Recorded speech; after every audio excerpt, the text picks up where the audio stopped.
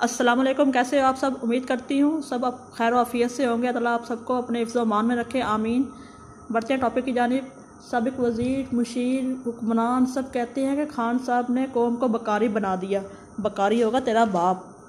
जब नवाज शरीफ अपनी ढीली पतलून नाव से ऊपर बांध कर मारा मारा फिरता था और इसको ही पेंट हाउस समझता था, जब जरदारी कच्चे के इलाके में नकाब ओढ़े राहगीरों को लूटने के लिए गात लगाए बैठा होता था और शाम के वक्त सैलमा में टिकटें ब्लैक करता होता था। लेकिन इस वक्त इमरान खान रॉयल फैमिली की दावतें उड़ाया करता था। इमरान खान को बकारी कहने वाले सुन, तेरे अबाव इजदाद, तेरे लीडर, तेरे मुर्शद जब सैलमा के ब्लैक एंड वाइट पर्दे पर नाचने वाली हेरोइन के पीछे रक्स करने वाली सांवली लड़कियों के ख्वाब देखते थे, इस वक्त लंदन के खरबपति घर की शहजादी जमाइमा इमरान की दीवानी होकर इसकी शरीक हयात बन बैठी।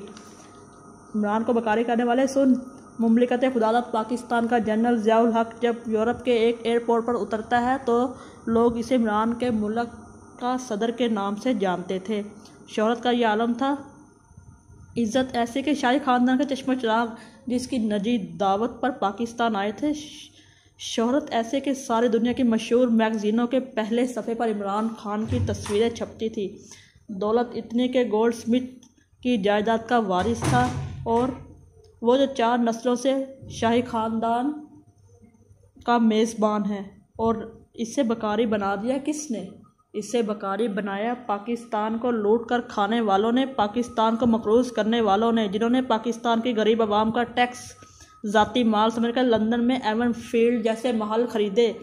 इमरान खान को बकारी का ताना देने वालों ने गरीब आवाम का पैसा मनी लॉन्ड्रिंग करके कद्दू जैसी औलाद को अयाशियाँ करवाई। जैसे नवाज शरीफ एक गाली का नाम है, जरदारी एक डकैत के तौर पर जाना जाता है। जो मुल्क को मकरूज़ करके अयाशियाँ करे वो तुम्हारे लीडर, और जो मुल्क का कर्जा उतारे वो है पाकिस्तान खान। इंशाल्लाह पाकिस्तान को मकरूज़ करने वालों को